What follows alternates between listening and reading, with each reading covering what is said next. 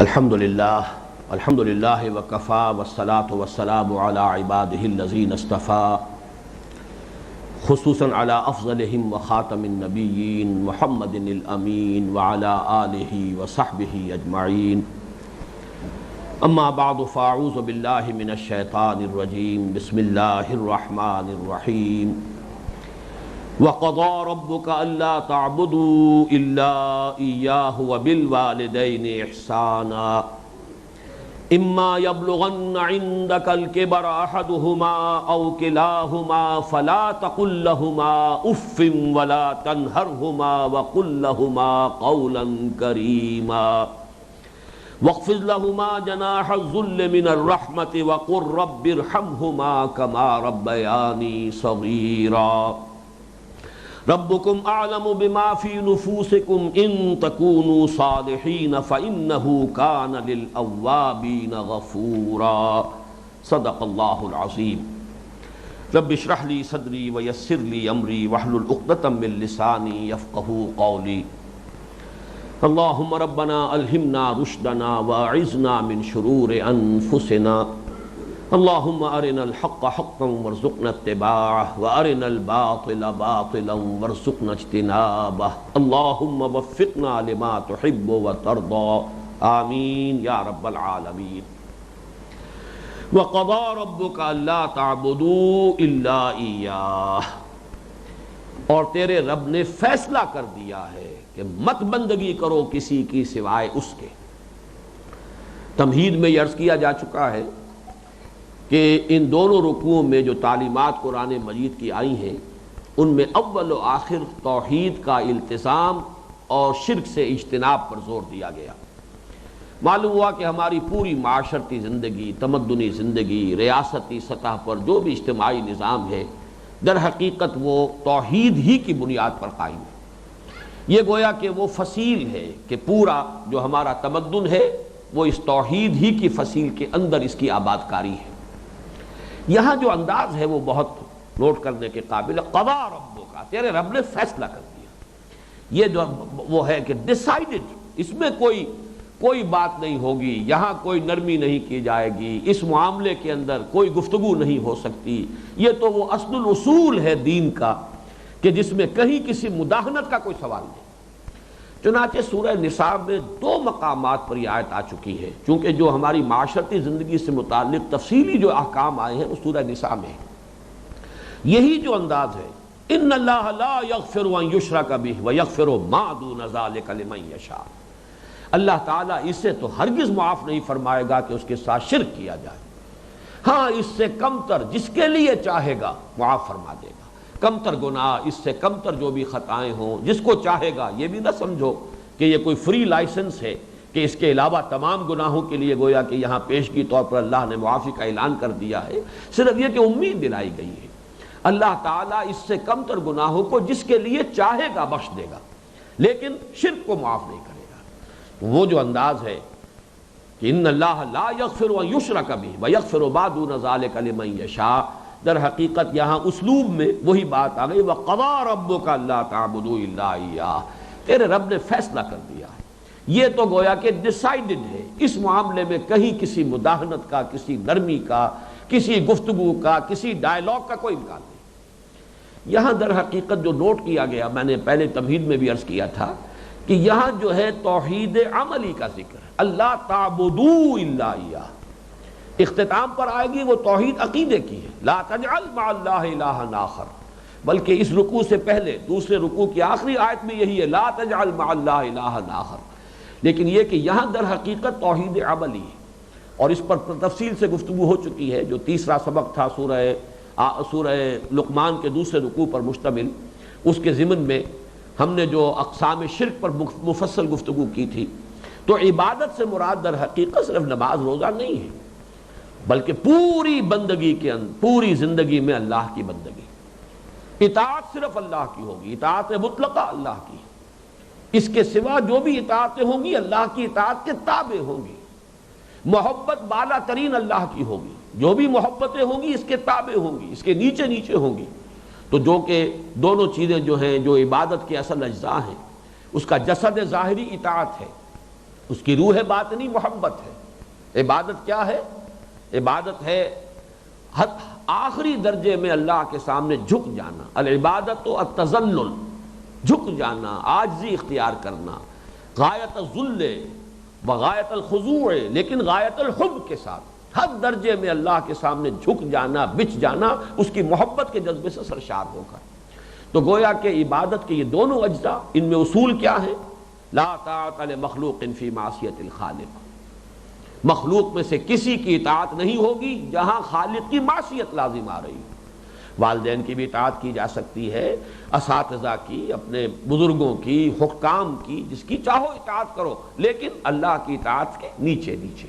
کہیں بھی کسی کی اطاعت اگر کر لی گئی اللہ کی اطاعت سے بالا تر، اللہ کے حکم کو پس پش ڈالتے ہوئے، تو یہ شرک ہے، شرک فی الاطاعت۔ اسی طرح محبت کرو، سب سے کرو، والدین سے کرو، اولاد سے کرو، بیوی شوہر سے کرے، شوہر بیوی سے کرے، اپنے وطن سے کرو، اپنی قوم سے کرو، اپنے گھر سے کرو، ہر شے سے محبت کرو۔ زُيِّنَ لِلنَّاسِ حُبُّ الشَّهَوَاتِ مِنَ النِّسَاءِ وَالْبَنِينَ وَالْقَنَاطِيرِ الْمُقَنطَرَةِ مِنَ الذَّهَبِ وَالْفِضَّةِ وَالْخَيْلِ الْمُسَوَّمَةِ وَالْأَنْعَامِ وَالْحَرْثِ، یہ محبتیں طبعی ہیں، جبلی طور پر اللہ نے یہ محبتیں انسان کے دل میں ڈالی ہیں۔ ایمان کا تقاضا کیا ہے؟ یہ ساری محبتیں اللہ کی محبت، اللہ کے رسول کی محبت، اللہ کی راہ میں جہاد کی محبت سے نیچے نیچے رہیں۔ کوئی ایک محبت بھی دل کے سنگھاسن پر اللہ کی محبت کے برابر آ کر براجمان ہو گئی تو یہ شرک فی محبت ہو جائے گا۔ وَقَضَىٰ رَبُّكَ أَلَّا تَعْبُدُوا إِلَّا إِيَّاهُ، یہ تو گویا کہ اصل الاصول ہے، اول بھی آخر بھی، اور اس پر تفصیلی گفتگویں ہو چکی ہیں مختلف مواقع پر۔ اب آگے چلیے، وَبِالْوَالِدَيْنِ إِحْسَانًا، اس سے پہلے یہ مضمون آ چکا ہے سورہ لقمان کے دوسرے رکوع میں، اور آج جو ہم نے آیات جن کا کہ ہم نے اس رکوع کے مضامین کی مشابہ جو آیات دیکھی ہیں، ان میں آپ نے دیکھ لیا کہ چاروں جگہوں پر اللہ کے حق کے فوراً بعد والدین کے حق کا ذکر ہے۔ سورہ بقرہ کی آیت نمبر 83، اس میں بھی اللہ کے حق کے بعد والدین کا حق۔ سورہ نساء کی آیت نمبر 36، اللہ کے ساتھ شرک مت کرو، اللہ کی بندگی میں کسی کو شریک نہ ٹھہراؤ، والدین کے ساتھ حسن سلوک۔ سورہ انعام کا 19واں رکوع، توحید خداوندی کے فوراً بعد والدین کے ساتھ حسن سلوک۔ اسی طرح یہاں اور ایک مقام تو اور ہے جو ہم اپنے منتخب نصاب میں پڑھ چکے ہیں، جہاں اس طرح بریکٹ کیا ہے اللہ نے، انشکر لی ولوالدیک، کرو شکر میرا اور اپنے والدین کا۔ اس میں نوٹ کر لیجئے، چونکہ ادائے حقوق کا فلسفہ ہے، جیسا کہ میں تمہیدی جو گفتگو ہے اس میں عرض کر چکا ہوں، معاشرت کے اندر اصل شے دیکھنی یہ کہ کس کا کیا حق ہے، وہ حق ادا کیجئے۔ اس میں ظاہر بات ہے کہ سب سے بڑا حق تو انسان پر اللہ کا ہے، خالق وہ، مالک وہ، رازق وہ، اور حقیقتاً رب بھی وہی ہے، پالنے والا وہی ہے۔ البتہ پالنے میں اللہ نے ذریعہ بنایا ہے والدین کو، انسان وجود میں آتا ہے والدین کے ذریعے، یہ جو بھی نعمت وجود عطا ہوئی ہے اس میں بھی ذریعہ اور واسطہ والدین بنے۔ پھر جو ربوبیت ہے، پالنا پوسنا ہے، اس میں بھی اللہ کی ربوبیت کا سب سے بڑا ذریعہ، خاص طور پر اس وقت جب کہ انسان اپنے پاؤں پر کھڑا نہیں ہے، جیسے کہ آگے آ رہا ہے، رب ارحمہما کما ربیانی صغیرا، اے رب جب کہ میں بالکل چھوٹا سا تھا، مجھے تو اپنی ضرورتوں کا احساس بھی نہیں تھا، میں اپنی کسی ضرورت کا شعور بھی نہیں رکھتا تھا، انہوں نے میری کیئر کی ہے، مجھے پالا پوسا ہے، میری ضروریات فراہم کی ہیں، یہ میری تکلیف پر خود جاگتے رہے ہیں اور تڑپتے رہے ہیں، اپنا پیٹ کاٹا ہے اور مجھے کھلایا ہے، یہ سارا کام جو انہوں نے میرے ساتھ کیا، پروردگار ان کے احسانات کا بدلہ میں نہیں چکا سکتا، تجھ ہی سے درخواست کر رہا ہوں، رب ارحمہما کما ربیانی صغیرا۔ تو معلوم ہوا کہ یہ در حقیقت اسلامی تمدن اور اسلامی معاشرت کا اصل الاصول ہے کہ حقوق میں اللہ کے حق کے فوراً بعد بلکہ متصلاً بعد بریکٹڈ اللہ کے حق کے ساتھ والدین کا حق ہے۔ یہاں بھی ذرا ایک فرق جو ہے وہ نوٹ کر لیں، جہاں بات آئے گی اطاعت کی، اطاعت اللہ کے بعد رسول کی ہے، والدین کی نہیں۔ والدین کی اطاعت تو مشروط ہوگی، لیکن اللہ کی اطاعت کے ساتھ بریکٹڈ اطاعت، اطیعوا اللہ واطیعوا الرسول، سورہ تغابن میں بھی ہم پڑھ چکے، فَإِن تَوَلَّيْتُمْ فَإِنَّمَا عَلَىٰ رَسُولِنَا الْبَلَاغُ الْمُبِينُ۔ اطاعت میں اللہ کے بعد فوراً اللہ کا رسول، محبت میں اللہ کے فوراً بعد اللہ کا رسول، قل ان کان آباؤکم وابناؤکم واخوانکم وازواجکم وعشیرتکم واموال اقترفتموها وتجارۃ تخشون کسادها ومساکن ترضونها احب الیکم من اللہ ورسولہ وجہاد فی سبیلہ۔ تو گویا کہ اطاعت میں بھی اللہ کے فوراً بعد اللہ کا رسول صلی اللہ علیہ وسلم، محبت میں بھی اللہ کے فوراً بعد اللہ کا رسول صلی اللہ علیہ وسلم، لیکن ادائے حقوق شکر اس میں اللہ کے فوراً بعد والدین۔ معلوم ہوا کہ ہر چیز کا اپنا ایک تقاضا ہے، ہر مضمون میں اپنی ایک ترتیب علیحدہ ہو جائے گی۔ جہاں بات ارکان اسلام کی ہوگی، ارکان اسلام میں کلمہ شہادت کے فوراً بعد نماز کا ذکر آئے گا، لیکن جہاں حقیقت ایمان کا تذکرہ ہوگا، ایمان کے فوراً بعد جہاد کا ذکر آئے گا۔ ہر شے میں اپنے مضمون کے اعتبار سے ترتیب جو ہے وہ بدل جائے گی۔ تو یہاں نوٹ کیجئے وَقَضَىٰ رَبُّكَ أَلَّا تَعْبُدُوا إِلَّا إِيَّاهُ وَبِالْوَالِدَيْنِ إِحْسَانًا۔ اب یہاں خاص طور پر جو نوٹ کرنے کی بات ہے وہ یہ ہے کہ در حقیقت یہ بھی معاشرتی استحکام اور خاص طور پر خاندان کے ادارے کے استحکام کے لیے بہت بنیادی ہدایت ہے۔ میں عرض کر چکا ہوں جب سورہ تحریم کے تمہیدی مضامین ہم بیان ہو رہے تھے، ان پر غور کر رہے تھے کہ خاندان کے ادارے کا استحکام، ایک تو مرد کی سربراہی، الرجال قوامون علی النساء، یہ ایک مثبت حکم ہے، مثبت ہدایت ہے، اس لیے کہ اگر برابر کے دو سربراہ ہو جائیں گے تو وہاں فساد ہوگا، بدنظمی ہوگی۔ مرد کی قوامیت، اس کی سربراہی، اس کی حاکمیت۔ نمبر دو، والدین کے ساتھ حسن سلوک۔ یہ جو تصور آج کی دنیا میں ہو چکا ہے اور جو خاندانی نظام کی چولیں ڈھیلی ہوئی ہیں، اس کا اصل سبب یہ ہے کہ والدین بھی اولاد کو اپنی لائبلٹی سمجھتے ہیں، اور پھر اولاد بھی والدین کو اپنی لائبلٹی سمجھتے ہیں، ایسٹ نہیں سمجھتے، بلکہ یہ کہ ایک طرح کا بوجھ۔ خاص طور پر والدین بوڑھے ہو گئے، اب ان کی دیکھ بھال ہے، ان کی ضرورتیں پوری کرنی ہے، ان کے لیے ادب نہیں ہے، ان سے محبت نہیں رہی مغربی معاشرے کے اندر، اس کے خاندان کے نظام اس طرح اس کی چولیں جو ہے ڈھیلی ہو چکی ہیں۔ اولڈ ہاؤسز بنا دیجئے، اب وہاں پر ان کو ڈال دیجئے، اب ہمارے معمولات میں خامخواہ خلل پڑتا ہے، ہماری پرائیویسی میں خامخواہ یہ دخیل ہوتے ہیں۔ یہ جو کیفیت ہو چکی ہے در حقیقت یہ بھی گویا کہ اس معاشرے کے فساد اور اس تمدن کی جڑ کاٹ دینے والی بات ہے۔ لہذا قرآن مجید نے، جیسا کہ میں اس سے پہلے عرض کر چکا ہوں کہ جیسے یہ ہال ہے، اس کی لمبائی، چوڑائی، اونچائی، یہ 3 ڈائمنشنز ہیں، اسی طریقے سے خاندان کے ادارے کی پہلی ڈائمنشن رشتہ ازدواج ہے، ایک مرد اور ایک عورت کے مابین۔ یہاں سے تو خاندان کی بنیاد پڑی۔ اس کے استحکام کے لیے الرجال قوامون علی النساء، مرد جو ہے قوام ہے عورتوں پر۔ پھر جب ان کے ہاں اولاد ہوئی، اب سیکنڈ ڈائمنشن ایڈ ہو گئی، اب والدین اور اولاد کا رشتہ ہے، یہ رشتہ مستحکم ہو۔ اس رشتے کے ضمن میں ہم وہ مثبت اور منفی دونوں پہلو دیکھ چکے ہیں جو ہمارے اس منتخب نصاب میں آ چکے ہیں۔ سورہ تغابن میں والدین کو ہدایت کی گئی، ان من ازواجکم واولادکم عدو لکم فاحذروہ انما اموالکم واولادکم فتنہ۔ ایک طرف تو خود محتاط رہو، ان کی محبت کی وجہ سے کہیں تم اپنی عاقبت برباد نہ کر بیٹھنا، ان کے لیے جو بھی کرنا ہے اچھے سے اچھا کرو، لیکن حلال کے دائرے کے اندر، اللہ کے حقوق کو، اللہ کی حدود کو قائم رکھتے ہوئے۔ دوسری طرف مثبت حکم دیا گیا، یا ایھا الذین آمنوا قوا انفسکم واہلیکم نارا، اہل ایمان اپنے گھر والوں کو، اہل و عیال کو، اپنے آپ کو بھی، اپنے اہل و عیال کو بھی آگ سے بچاؤ۔ یہ تمہارا مثبت فرض ہے، یہ تمہاری مثبت ذمہ داری ہے، تمہیں یہ فرض ادا کرنا ہے کہ ان کو اچھی ان کی تربیت ہو، ان کو اللہ کی طرف، اللہ کے دین کی طرف ان کو رغبت دلاؤ تاکہ ان کی عاقبت سنورے اور وہ آخرت میں جہنم کے عذاب سے بچ سکے۔ اب یہاں جو ہے در حقیقت یہ دوسری ڈائمنشن آ رہی ہے کہ اگر والدین کا ادب، ان کا احترام معاشرے کے اندر یہ قدر موجود ہو تو پھر والدین بھی اپنے آپ کو پورے طور پر انویسٹ کر دیں گے اولاد کے اندر۔ لیکن اگر عام طور پر یہ نظر آ رہا ہو کہ اولاد تو والدین کی پرواہ نہیں کرتی، تو والدین بھی پھر فکر کریں گے، اپنی کمائی میں سے کچھ بچا کر رکھیں، اپنے مستقبل کے لیے کچھ اہتمام کریں، وہ اپنے آپ کو پورے طور پر انویسٹ کرنے کے لیے تیار نہیں ہوں گے۔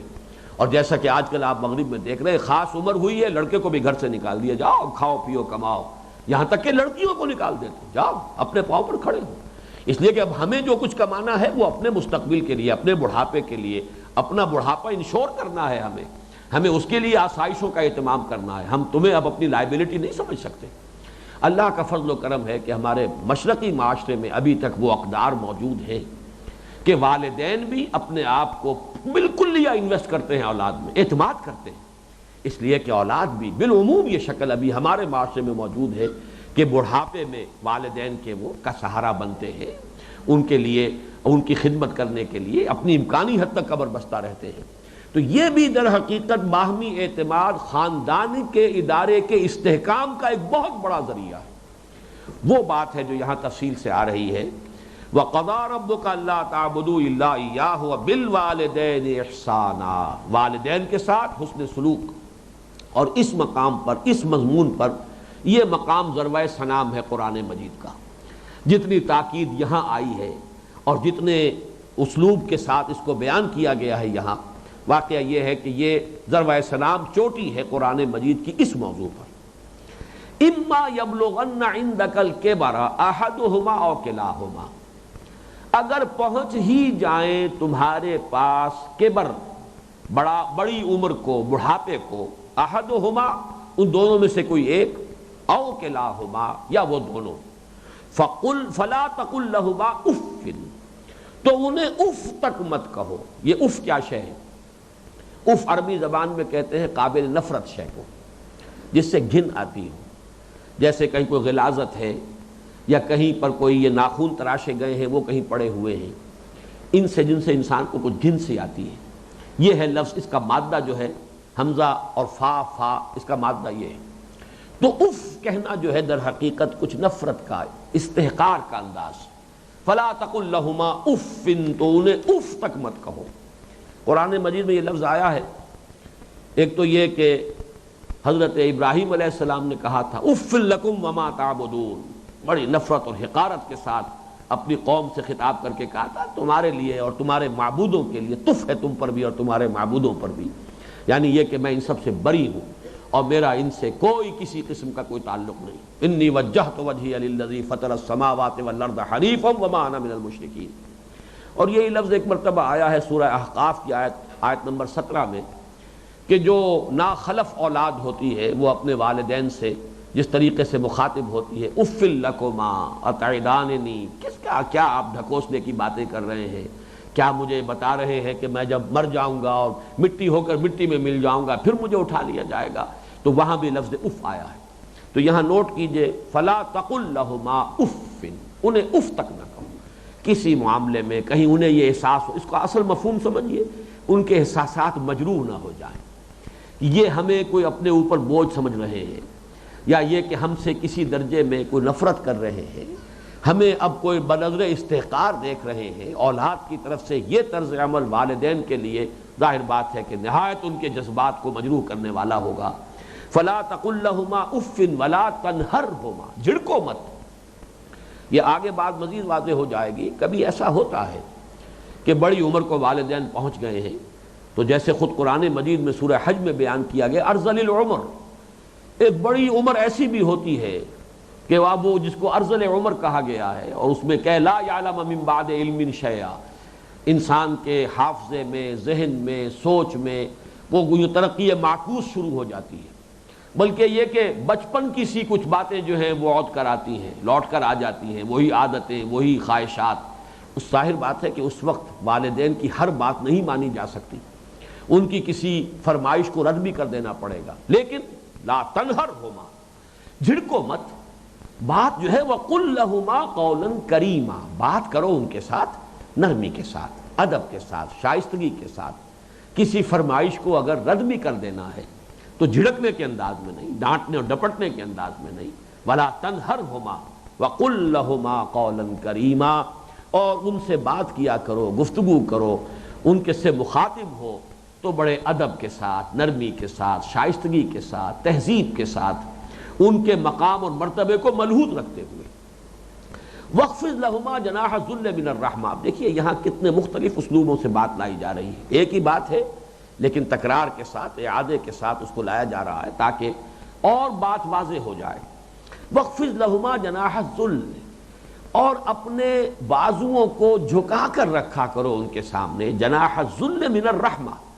اب ذل بھی کہتے ہیں کسی کے سامنے پست ہو جانا، کسی کے سامنے اپنے آپ کو بچھا دینا۔ پھر رحمت اور شفقت، یہ جو کیفیت ہے جذبات کے اندر، ان کے سامنے یہ رہو، تمہاری روش یہ ہو، تمہارا انداز یہ ہو. جیسے لفظ قنوت ہے، قانتین اور قانتات، اللہ کے فرما بردار. کھڑے ہونے میں بھی ایک انداز ہوتا ہے. ایک کسی کے سامنے آپ سینہ تان کر کھڑے ہیں، ایک کسی کے سامنے آپ ذرا جھکے ہوئے، اپنے شانوں کو جھکایا ہوا ہے، ہلکا سا خم آیا ہوا ہے. یہ انداز جو ہے کھڑے ہونے کے فرق میں بھی انسان کی جو باطنی کیفیات اور احساسات ہیں ان کا پورا انعکاس ہو جاتا ہے. اسی طریقے سے وَخْفِضْ لَهُمَا جَنَاحَ الذُّلِّ مِنَ الرَّحْمَةِ، یہی لفظ آیا ہے سورہ حجر میں حضور کے لیے، حضور سے فرمایا گیا وَخْفِضْ جَنَاحَكَ لِلْمُؤْمِنِينَ، اے نبی آپ اہل ایمان کے حق میں شفقت اور رحمت کے ساتھ اپنے کندھوں کو، اپنے بازوؤں کو جھکا کر رکھیے. اور اس میں گویا کہ ایک تصویر لفظی ہے کہ جیسے مرغی جو ہے وہ اپنے بچوں کو اپنے پروں تلے چھپا لیتی ہے، ذرا سا کہیں خطرہ محسوس ہوا، کوئی اندیشہ ہوا تو چاہے وہ بلی کے ساتھ بلی آ رہی ہو اس سے لڑنے کو تیار ہو جائے گی مرغی اپنے بچوں کے لیے، ورنہ تو شاید بھاگے وہاں سے، لیکن بچوں کو بچانے کے لیے اپنے ان پروں کے نیچے چھپا کر اور وہ کھڑی ہو جائے گی. تو یہ انداز جو ہے وَخْفِضْ جَنَاحَكَ لِلْمُؤْمِنِينَ، اے نبی آپ بھی اپنے کندھوں کو، اپنے بازوؤں کو شفقت کے ساتھ اہل ایمان کے سامنے جھکا کر رکھیے. وہ جب آئیں تو محسوس کریں آپ میں رحمت اور رافت اور شفقت. وہ لفظ یہاں آیا ہے وَخْفِضْ لَهُمَا جَنَاحَ الذُّلِّ مِنَ الرَّحْمَةِ. یہ انداز اختیار کرو ان دونوں کے سامنے کہ اپنے بازوؤں کو، اپنے شانوں کو، اپنے کندھوں کو جھکا کر رکھو. من الرحمہ، نیاز مندی کے ساتھ، رحمت اور شفقت کے ساتھ. وَقُلْ رَبِّ ارْحَمْهُمَا كَمَا رَبَّيَانِي صَغِيرًا، اور یہ جان لو کہ تم کتنی بھی کوشش کر لو اپنے والدین کا حق ادا نہیں کر سکتے. اللہ سے دعا کرو، اللہ سے مانگو. وَقُلْ رَبِّ ارْحَمْهُمَا، کہو اے رب میرے ان پر رحم فرمائیو، کما ربیانی صغیرا، جیسے کہ ان دونوں نے مجھے پالا پوسا تھا جبکہ میں چھوٹا سا تھا. یہ میں کئی مرتبہ عرض کر چکا ہوں، یہ تربیت جو ہے باب تفعیل سے ربا یربی تربیتاً، اس میں اختلاف ہے کہ مادہ اس کا را با با ہے یا را با واو ہے، حرف علت جو ہے آخر میں. لیکن یہ کہ ایک رائے یہ بھی ہے کہ یہ دونوں ایک ہی مادے کی بدلی ہوئی شکلیں ہیں. اس بحث میں اس وقت میں تفصیل میں نہیں جانا چاہتا، مختلف مواقع پر یہ بات آ چکی ہے. یہاں نوٹ کر لیجئے، تربیت، پالنا، پوسنا، پروان چڑھانا، یہ لفظ ربیا یہ باب تفعیل ہے. ربا یربی تربیتاً کما ربیانی صغیرا، اے رب میرے جیسے انہوں نے مجھے پالا پوسا، میری تکلیف پر تڑپتے رہے، بیمار میں تھا جاگتے یہ رہے، اپنا پیٹ کاٹا مجھے کھلایا، اپنی آرام کی قربانی دی اور میرے لیے فکر مند رہے. لہٰذا اب ان کے احسانات کا بدلہ میں نہیں چکا سکتا، تجھ ہی سے درخواست ہے کہ تو ہی ان پر رحم فرما. وَقُلْ رَبِّ ارْحَمْهُمَا كَمَا رَبَّيَانِي صَغِيرًا. لیکن اب آگے فرمایا رَبُّكُمْ أَعْلَمُ بِمَا فِي نُفُوسِكُمْ، تمہارا رب خوب جانتا ہے جو کچھ تمہارے جیوں میں ہے. ان تکونوا صالحین، اگر تم واقعتاً صالح ہوئے، فَإِنَّهُ كَانَ لِلْأَوَّابِينَ غَفُورًا، تو اللہ تعالیٰ رجوع کرنے والوں کو معاف فرمانے والا ہے. اس کا جو کانٹیکسٹ ہے اس کو سمجھ لیجئے کہ جیسا کہ میں نے عرض کیا کہ بڑی عمر کو پہنچنے کے بعد بسا اوقات والدین ہیں، اگرچہ والدین ہیں لیکن اب وہ سمجھ نہیں رہی ہے، شعور زائل ہو گیا ہے. جیسے کہ فرمایا وَمِنْكُمْ مَنْ يُتَوَفَّى وَمِنْكُمْ مَنْ يُتَوَفَّى وَمِنْكُمْ مَنْ يُرَدُّ إِلَىٰ أَرْذَلِ الْعُمَرِ لِكَيْ لَا يَعْلَمَ مِنْ بَعْدِ عِلْمٍ شَيْئًا. تم میں سے وہ بھی ہوتے ہیں جو پہلے ہی ان کی وفات ہو جاتی ہے، 40 50 60 70 برس کی عمر میں انسان فوت ہو گیا، ابھی حواس قائم ہوتے ہیں. وَمِنْكُمْ مَنْ يُرَدُّ إِلَىٰ أَرْذَلِ الْعُمُرِ لِكَيْ لَا يَعْلَمَ مِنْ بَعْدِ عِلْمٍ شَيْئًا. اور تم میں سے وہ بھی ہوتے ہیں کہ جو اس ارذل عمر کو لوٹا دیے جاتے ہیں کہ سب کچھ جاننے کے بعد کچھ نہ جانے. انسان کے حواس جو ہیں وہ مختل ہو جاتے ہیں، انسان کا شعور زائل ہو جاتا ہے، وہ فہم باقی نہیں رہا، بچوں کی سی عادتیں، بچوں کی سی خواہشیں، بچوں کی سی فرمائشیں جو ہیں وہ ہو رہی ہیں. اب ظاہر بات ہے اس سطح پر آ کر کوئی کتنا ہی صالح ہو بیٹا یا بیٹی، وہ اپنے والدین کی ہر فرمائش کو تو پورا نہیں کر سکتا. کہیں نہ کہیں تو رد کرنا پڑے گا، کہیں نہ کہیں تو فل سٹاپ لگانا ہوگا، کہیں تو انکار کرنا پڑے گا، اور کسی وقت ہو سکتا ہے کہ کچھ سخت انداز بھی اختیار کرنا پڑے. اگر فرض کیجئے کہ حواس بھی مختل ہو گئے ہوں، اگر کہیں کسی کا ذہنی توازن ہی بگڑ گیا ہو تو کسی وقت سختی بھی کرنی پڑتی ہے. اس اعتبار سے یہ آیت بڑی اہم ہے.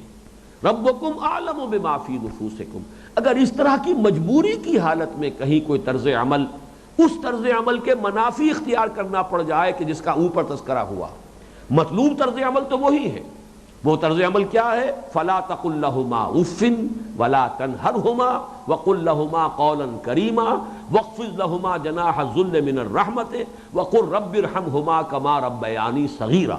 اس قدر تفصیل کے ساتھ مطلوب طرز عمل یہ ہے۔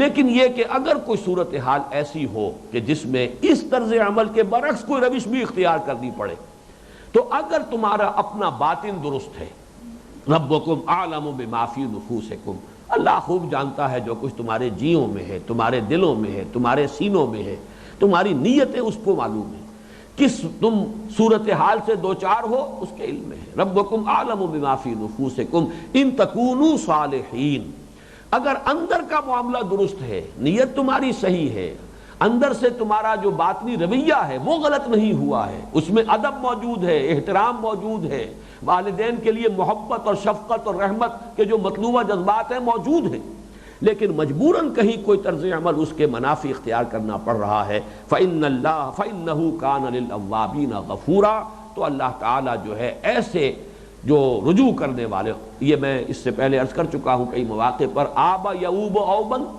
تابا یتوب توبتن، یہ در حقیقت بہت ایک دوسرے کے قریب ہیں۔ آبا یعوب سے اواب، یہ فعال کے وزن پر اس میں مبالغہ ہے، بہت رجوع کرنے والا۔ اور ظاہر بات ہے کہ جب کسی انسان کو اپنے والدین میں سے کسی کے ساتھ، بوڑھے والدہ یا بوڑھے والد یا بوڑھی والدہ کے ساتھ یہ رویہ اختیار کرنا پڑے گا تو اسے دکھ بھی پہنچے گا، خود افسوس بھی ہوگا، رنج بھی ہوگا، اندر ہی اندر وہ جو ہے صدمہ محسوس کرے گا۔ تو فرمایا کہ اگر یہ کیفیت ہے تو اللہ معاف فرمانے والا ہے، اللہ تعالیٰ تمہاری باطنی کیفیات کو جاننے والا ہے، تمہارے قلبی احساسات اس پر عیاں ہیں، اسے معلوم ہے کہ تم نے یہ جان بوجھ کر نہیں کیا ہے، تم نے یہ بے ادبی کی نیت سے نہیں کیا ہے، تم نے انہیں اپنے اوپر کوئی وبال نہیں سمجھا ہے، تم نے ان کو اپنے لیے کوئی لائبلٹی نہیں سمجھا ہے، لیکن مجبوراً تمہیں کرنا پڑ رہا ہے۔ یہ آج جیسا کہ میں نے عرض کیا اس پہلو سے کہ قرآن مجید کی تعلیم بڑی فطری تعلیم ہے۔ انسانی معاملہ یہ ہوتا ہے کہ کوئی ایک مسئلہ زیر بحث ہے تو اسی میں بڑھتے بڑھتے انتہا تک جا کر انسان غیر متوازن ہو جاتا ہے۔ یہ اللہ کا کلام ہے، یہاں کہیں بھی آپ عدم توازن نہیں پائیں گے۔ اس قدر زوردار انداز میں فلا تقل لهما اف ولا تنهرهما وقل لهما قولا کریما واخفض لهما جناح الذل من الرحمت وقل رب ارحمهما كما ربياني صغيرا۔ اب آپ اندازہ کیجئے اس سے زیادہ ایمفیسس ممکن ہے، لیکن یہ کہ اس کو بیلنس کیا ہے۔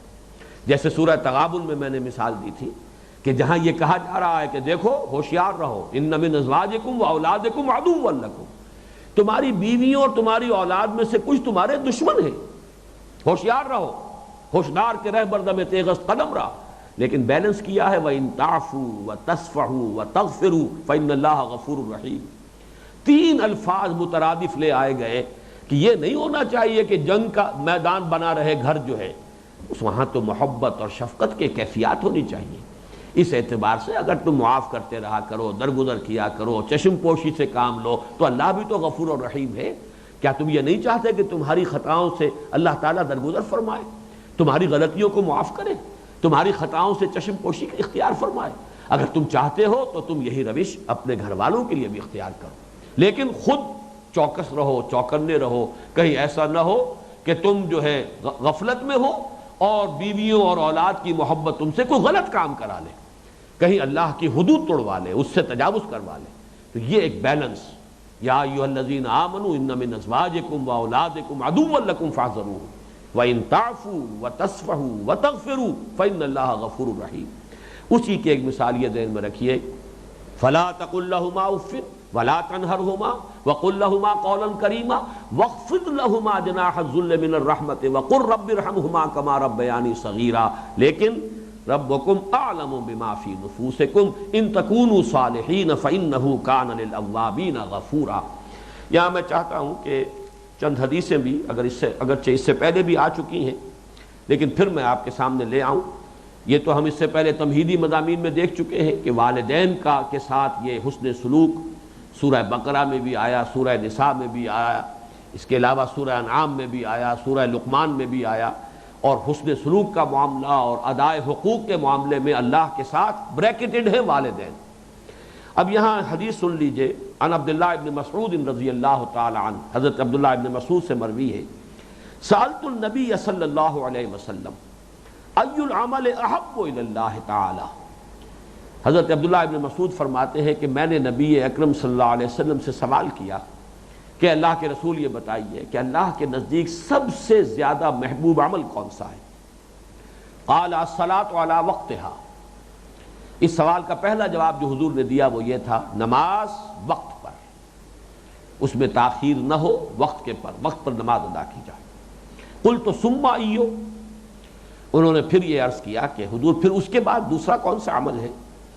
قال بر الوالدین، والدین کے ساتھ حسن سلوک، ان کی خدمت، ان کی بھلائی کے لیے، ان کے لیے کوشاں رہنا، ان کی خدمت میں لگے رہنا، یہ گویا کہ نماز کے بعد یہ بھی بالکل وہی بات ہو گئی کہ اللہ کے حق کے بعد والدین کا حق۔ قلت ثم ایو، تیسری بات پھر پوچھی، ثم ایو پھر کون سا؟ فرمایا الجہاد فی سبیل اللہ، اللہ کی راہ میں جہاد۔ اور یہاں جہاد سے مراد ہے وہ قتال، اللہ کی راہ میں قتال، اس لیے کہ ایک جہاد تو وہ جو ہر حال میں ہو رہا ہوتا ہے، وہ جہاد نفس کے خلاف ہے، وہ جہاد دعوت و تبلیغ کا جہاد ہے، وہ تو جہاد جو ہے ہر وقت انسان کے سانس کے ساتھ لگا ہوا ہے۔ لیکن یہ کہ ایک جہاد وہ ہے جس کے لیے گھر بار کو چھوڑ کر آدمی نکلتا ہے، جان ہتھیلی پر رکھ کر نکلتا ہے۔ اس میں متعدد احادیث میں آیا ہے کہ حضور بعض ایسے صحابہ کو روک دیتے تھے کہ جن کے والدین کا اگر وہ بوڑھے ہیں تو کوئی ان کا اگر خدمت گزار نہیں ہے، کوئی دیکھ بھال کرنے والا نہیں ہے تو ان کو مستثنیٰ کر دیتے تھے کہ تمہارے لیے اس سے کہیں زیادہ بہتر ہے کہ تم اپنے والدین کی خدمت کرو۔ اس لیے کہ یہاں پر بھی آپ نے دیکھا کہ وہ جہاد وہ جو ہے وہ بر الوالدین کے بعد لایا گیا ہے۔ ایک اور حدیث جو اس سے پہلے بھی آ چکی ہے، اور یہ در حقیقت یہاں پر تو تذکرہ ہو رہا ہے والدین کا، والدہ اور والد دونوں، لیکن یہ کہ سورہ لقمان میں بھی آ چکا ہے صراحت کے ساتھ کہ والدہ کا مقام جو ہے والد سے بھی کہیں بڑھ کر ہے۔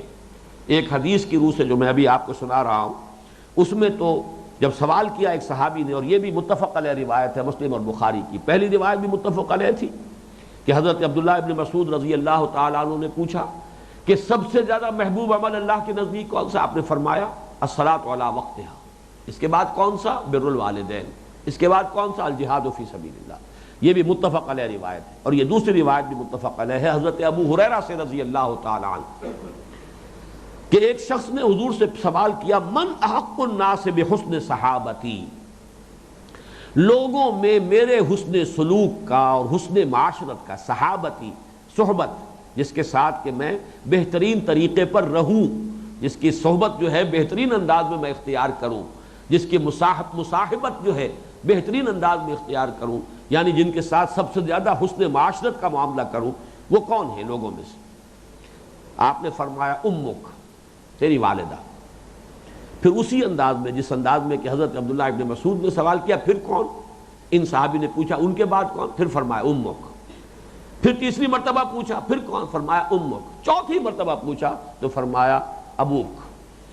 3 مرتبہ والدہ اور چوتھی مرتبہ جو ہے والد کا ذکر کیا، اور یہ بات بالکل منطقی ہے، اس لیے کہ جیسا کہ میں عرض کر چکا ہوں، خالق حقیقی اللہ، رب حقیقتاً اللہ، لیکن جو بھی ذریعہ بنا ہے دنیا میں وہ والدین، لیکن والدین میں زیادہ بڑا حصہ والدہ کا ہے، جیسے کہ سورہ لقمان میں آیا حملتہ امہ وہنا علی وہن وفصالہ فی عامین ان اشکر لی ولوالدیک الی المصیر۔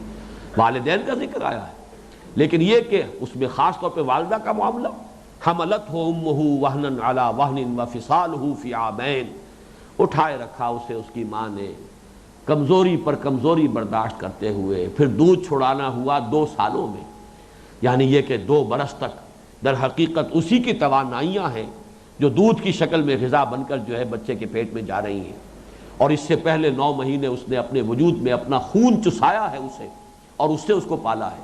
تو معلوم ہوا کہ والد کے مقابلے میں والدہ کا حق لازماً 3 گنا جو ہے وہ زیادہ ہونا چاہیے، عقل کا بھی تقاضا ہے اور قرآن مجید سے بھی ثابت ہوا۔ اسی طریقے سے ایک اور مقام پر یہ سورہ احقاف کی آیت نمبر 15 ہے، وَوَصَّيْنَا الْإِنسَانَ بِوَالِدَيْهِ إِحْسَانًا، ہم نے وصیت کی انسان کو اس کے دونوں والدوں کے، دونوں والدین ماں اور باپ دونوں کے حق میں حسن سلوک کی۔ لیکن اب یہاں پھر ذکر ہو رہا ہے والدہ کا. حملتہ امہ کرہا ووضعتہ کرہا وحملہ وفصالہ 30 شہرا، اس لیے کہ اس کی ماں نے اسے اٹھائے رکھا، جو بھی برداشت کرتے ہوئے جھیلتے ہوئے جو بوجھ ہوتا ہے طبیعت کے اندر وہ سب کو معلوم ہے. اور اسی طریقے سے پھر وضع حمل جو ہوا ہے، جس تکلیف میں ہوا ہے، جن دردوں کے ساتھ ہوا ہے، جس مشقت میں سے ماں گزری ہے وضع حمل کے دوران، پہلے وہ حمل، حملتہ امہ کرہا ووضعتہ کرہا وحملہ وفصالہ 30 شہرا، یہ 2.5 سال تک بلکہ اس سے بھی زیادہ کا عرصہ ہے کہ جس میں ایک ماں جو ہے یہ مشقت جھیلتی ہے بچے کے لیے. اس اعتبار سے ماں کا حق جو ہے وہ 3 درجے فائق ہے والد کے حق سے. ایک اور حدیث اور سن لیجئے، اور یہ مسلم شریف کی روایت ہے حضرت ابو ہریرہ ہی سے رضی اللہ تعالی عنہ. رغم انفو ثم رغف انفو ثم رغب انفو من ادرک ابویہ عند الکبر احدہما او کلاہما فلم يدخل الجنہ. وہ شخص جو ہے اس کا ستیہ ناس ہو جائے، برباد ہو جائے، پھر وہ برباد ہو جائے، پھر اس کے لیے ہلاکت ہو، پھر ہلاکت ہو، 3 مرتبہ دہرایا ہوا. کون شخص؟ جس نے اپنے والدین کو پایا بڑھاپے کی عمر میں، کسی ایک کو یا دونوں کو. وہی الفاظ جو یہاں آئے ہیں، اما یبلغن عندک الکبر احدہما او کلاہما فلا تقل لہما اف ولا تنہرہما وقل لہما قولا کریما. گویا کہ اسی آیت کی تشریح فرماتے ہوئے حضور فرما رہے ہیں کہ بڑا ہی بد نصیب اور بڑا بدبخت ہے انسان، ستیہ ناس ہو گیا اس کا اور برباد ہو گیا وہ شخص جس نے اپنے والدین دونوں یا ان میں سے کسی ایک کو پایا بڑھاپے کی عمر میں، کہ وہ ان کے پاس جو ہے اس کے پاس بڑھاپے کی عمر کو پہنچے، فلم يدخل الجنہ، اس کے باوجود جنت میں داخل نہیں ہوا. یعنی اس کے لیے تو بڑا آسان راستہ اللہ نے فراہم کر دیا تھا، جنت میں داخلے کے لیے بہت ہی آسان صورت پیدا کر دی تھی کہ اگر وہ اپنے اس والد یا والدہ یا والدین اگر دونوں ہیں، اگر ان کی خدمت کرے تو جنت میں داخلہ ہو جائے. پھر بھی جو شخص جنت میں داخل نہ ہوا تو گویا کہ بڑا ہی بدبخت اور بڑا ہی بد نصیب ہے. تو فرمایا وَقَضَىٰ رَبُّكَ أَلَّا تَعْبُدُوا إِلَّا إِيَّاهُ وَبِالْوَالِدَيْنِ إِحْسَانًا إِمَّا يَبْلُغَنَّ عِندَكَ الْكِبَرَ أَحَدُهُمَا أَوْ كِلَاهُمَا فَلَا تَقُل لَّهُمَا أُفٍّ وَلَا تَنْهَرْهُمَا وَقُل لَّهُمَا قَوْلًا كَرِيمًا وَاخْفِضْ لَهُمَا جَنَاحَ الذُّلِّ مِنَ الرَّحْمَةِ وَقُل رَّبِّ ارْحَمْهُمَا كَمَا رَبَّيَانِي صَغِيرًا رَبُّكُمْ أَعْلَمُ بِمَا فِي نُفُوسِكُمْ إِن تَكُونُوا صَالِحِينَ فَإِنَّهُ كَانَ لِلْأَوَّابِينَ غَفُورًا. اب چونکہ ادائے حقوق کا مسئلہ چل رہا ہے لہذا اس کے بعد دیکھیے وہی لفظ آ رہا ہے وَآتِ ذَا الْقُرْبَى حَقَّهُ وَالْمِسْكِينَ وَابْنَ السَّبِيلِ وَلَا تُبَذِّرْ تَبْذِيرًا إِنَّ الْمُبَذِّرِينَ كَانُوا إِخْوَانَ الشَّيَاطِينِ وَكَانَ الشَّيْطَانُ لِرَبِّهِ كَفُورًا. اور ادا کرو قرابت دار کو اس کا حق. سب سے پہلے تو یہاں لفظ حق جو ہے قابل غور ہے، اس سے پہلے آ چکا ہے سورہ معارج میں بھی، فی اموالہم حق معلوم للسائل والمحروم. یہ حق ہے، یعنی اصل تصور جو قرآن دیتا ہے وہ یہ ہے کہ ایک انسان کو اللہ نے جو کچھ دیا ہو، چاہے وہ اسے وراثت میں مل گیا ہو، چاہے اس کو اس نے خود کمایا ہو اپنی محنت سے، اس نے خود کاروبار کیا ہو یا ہل چلایا ہو یا ملازمت کی ہو، اس سے کمائی کی ہو، جو کچھ انسان کو ملتا ہے، نمبر 1 تو یہ نوٹ کرنے کی بات ہے کہ وہ فضل ہے، کسب نہیں ہے. اگرچہ لفظ کسب جو ہے قرآن مجید میں آیا ہے، اس کمائی کے معنی میں بھی ایک جگہ سورہ بقرہ میں آیا ہے، لیکن عام طور پر لفظ کسب جو قرآن مجید میں آتا ہے وہ ہے نیکی یا بدی جو انسان کما رہا ہے، وہ ہے اس کی اصل کمائی. یہ کمائی روپیہ پیسہ یہ تو یہی رہ جائے گا، اصل کمائی تو در حقیقت وہ نیک اعمال ہے یا وہ برائیاں اور گناہ ہیں کہ جو انسان کما رہا ہے، جو اس کا ساتھ دیں گی، وہ قبر میں بھی ساتھ جائیں گی اور قیامت میں بھی ساتھ ہوں گی، اور اسی پر پھر انسان کا جو مستقبل ہے آخرت کا وہ طے ہوگا. اس اعتبار سے کسب کا لفظ وہاں ہے. جو بھی اللہ یہاں دیتا ہے، ذریعہ کچھ بھی ہے، چاہے آپ نے کمائی کی ہے، آپ نے دکانداری کی ہے، آپ نے تجارت کی ہے، آپ نے محنت کی ہے، آپ نے ہل چلایا ہے، جو مل جائے اسے فضل سمجھیے. فضل اس شے کو کہتے ہیں جو بغیر استحقاق کے مل رہی ہو. نمبر 2 یہ اس فضل میں سے تمہارا جائز حق صرف اتنا ہے جو تمہاری ضروریات کو پورا کر دے، اس سے زائد جو کچھ ہے وہ دوسروں کا حق ہے. اس لفظ حق کو یہاں نوٹ کیجئے. یہ ہے در حقیقت کہ جو اسلامی معاشرے میں اس کے اقتصادی نظام کے ضمن میں اہم ترین نقطہ ہے۔ یہ تمہارا حق ہے ہی نہیں، یہ جو فاضل ہے تمہارے پاس، قدر فاضل جو سرپلس ہے، یہ تمہارا ہے ہی نہیں، یہ دوسروں کا حق ہے۔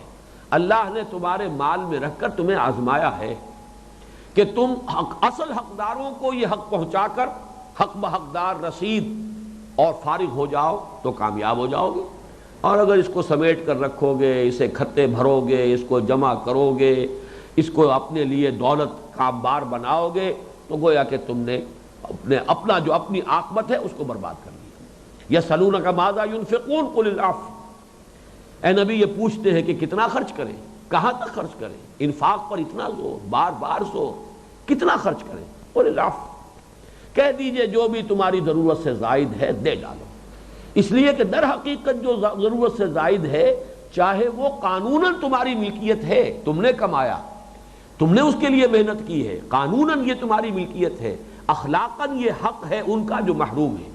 وفی اموالہم حق معلوم للسائل والمحروم، یہ حق ہے۔ اصل میں جب بھی انسان کو خیرات دیتا ہے، کسی کی مدد کرتا ہے، تو جو احساس اس میں برتری کا پیدا ہوتا ہے، اس کی نفی ہوتی ہے اسی سے کہ انسان یہ سمجھے کہ یہ تو اس کا حق تھا، مجھے تو اللہ نے صرف اس کا امین بنا کر آزمایا تھا۔ لہذا اس لفظ کو یہاں نوٹ کیجئے، وَآتِ ذَا الْقُرْبَى حَقَّهُ، قرابت داروں کو ان کا حق ادا کرو، والمسکین اور محتاج کو، وابن السبیل اور مسافر کو، ولا تبذر تبذیرا۔ اب یہ در حقیقت ادائے حقوق کی بالکل برعکس کیفیت کیا ہے؟ دولت اگر انسان جمع کرتا تو کس لیے کرتا ہے؟ یا تو عیاشی کرے گا، اسراف کرے گا، یا تبذیر کرے گا۔ اسراف اور تبذیر میں فرق کیا ہے؟ اسراف کا لفظ آ چکا ہے سورہ لقمان میں، والذین اذا انفقوا لم یسرفوا ولم یقتروا وکان بین ذلک قواما۔